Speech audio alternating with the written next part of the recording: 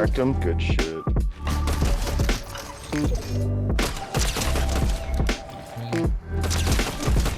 2. Knock 3.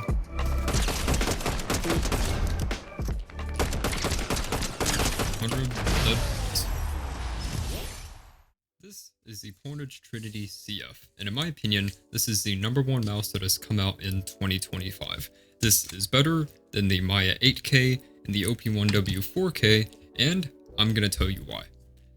The Trinity CF has a carbon fiber composite body. It has a 3950 sensor, 37 grams, Omron optical switches. It has cutouts on the back and the bottom. It also has an adjustable sensor, but it has solid sides. They do have an option where you can get cutouts on the sides, but I just went with the solid ones just to be safe.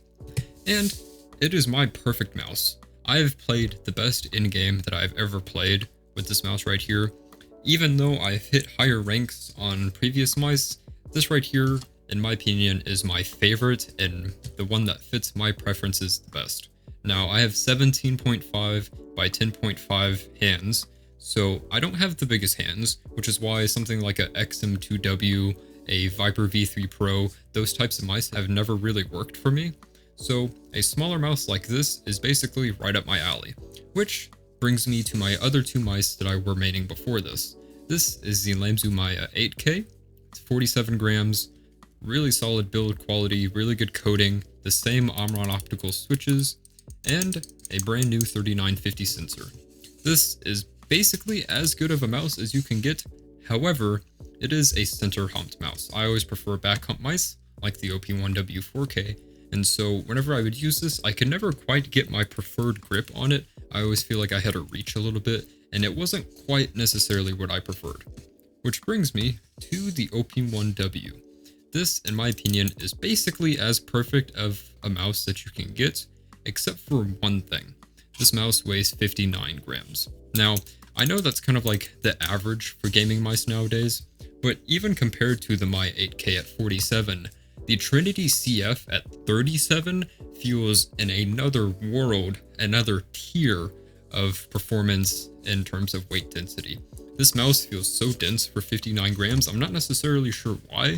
Even the Viper V3 Pro, which is a bigger mouse but 5 grams less, feels like 2 or 3 tiers below this in terms of weight.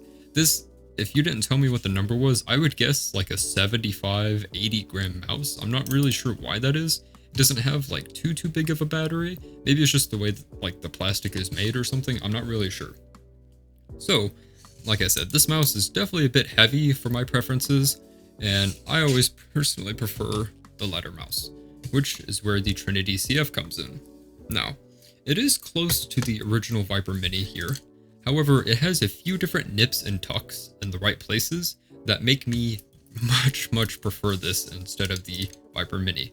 The Viper Mini has a bit wider of a grip width, and it is a little bit shorter. So for me, it's a lot more awkward to try and sit here and pull it into my hands for a aggressive claw, or even like a relaxed claw pincher type of style grip. It is a lot harder just because it is a bit wider. Whereas because the grip width on the Trinity CF is thinner, my fingers can get more into the center of a mouse, which allow me to pull it back and have a more comfortable grip. Also, because it is longer, I have more room to place my fingers on the main clicks, as opposed to the Viper Mini, where it feels like my fingers are always kind of close to the edge.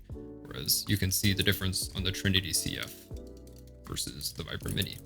Now, I love these Omron optical switches. They feel basically the exact same as the Maya 8K, maybe a little bit lighter, just because on the Trinity CF you can see there's a lot deeper comfort grooves on both of the main clicks, whereas on the Maya it's just a more flat implementation. There's not really too deep comfort grooves. And so with this, it feels like you're a little bit closer to the actual click and the actual switch inside, and that might give a little bit lighter of an actuation force. It's not really that big of a difference, so these basically feel the exact same. That being said, the battery life is great, the performance from the 3950 is great, and that, in my opinion, has skyrocketed this mouse to my #1 list. Now, it is $140, which is a bit expensive compared to even like, you know, the OP1W, but I believe it is absolutely worth it. This easily overtakes the Viper V3 Pro, the G Pro Superlight, the Maya, the OP1W. This is basically my number one mouse in 2025. And yeah, like I said, I haven't really seen too many reviews about it. Not too many people are talking about it. So I wanted to kind of put this out there and put my hat in the ring about why I believe the Portage Trinity CF is the most underrated mouse of 2025. Thank you for watching. Peace.